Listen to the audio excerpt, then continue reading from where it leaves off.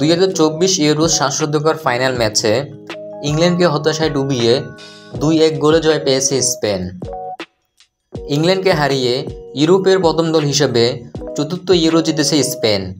2012 সালের পর ফের ইউরোপিয়ান সিংহাসনে বসেছেন স্পেন দল।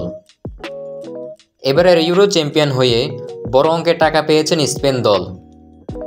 ইউরো চ্যাম্পিয়নদের জন্য বরাদ্দ করা হয়েছিল 20,82,50,000 মার্কিন ডলার, যা বাংলাদেশি মুদ্রায় 332 কোটি টাকা প্রায়।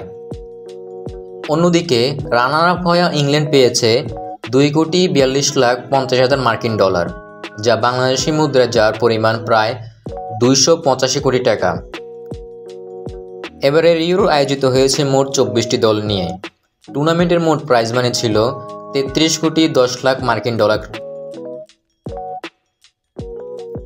এরকম নতুন নতুন ভিডিও পেতে আমাদের সঙ্গে থাকুন। ধন্যবাদ।